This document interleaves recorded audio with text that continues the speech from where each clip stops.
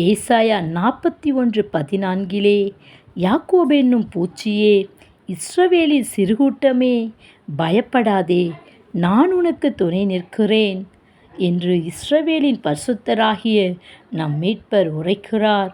பூச்சியாக சிறுகூட்டமாக இருக்கிறவளை பார்த்து கர்த்தர் சொல்லுகிறார், பயப்படாதே, நான் உனக்கு துணையாயிருக்கிறேன். அது மாத்திரமல்ல, இதோ போரடிக்கிறதற்கு நான் உன்னை புதிதான கூர்மையான கருவியாக்குகிறேன். நீ மலைகளை மிதிப்பாய், குன்றுகளை பதருக்கு ஒப்பாக்கி விடுவாய் என்று கர்த்தர் சொல்லுகிறார். அன்றைக்கு பயந்த கிதியோனை பார்த்து கர்த்தருடைய தூதன் தரிசனமாகி, பராக்கிரமசாலியே, கர்த்தர் உன்னோடு இருக்கிறார் என்றார்.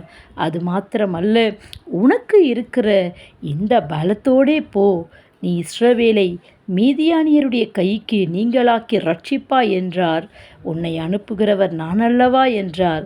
இன்றைக்கும் நம்மோடு கூட கர்த்தர் இருக்கும் பொழுது, அது பூச்சியாகவோ சிறுகூட்டமாகவோ நாம் எப்படி இருந்தாலும் கர்த்தர் நம்மை பராக்கிரமசாலியாய் மாற்றி விடுவார். Have a nice day. God bless you.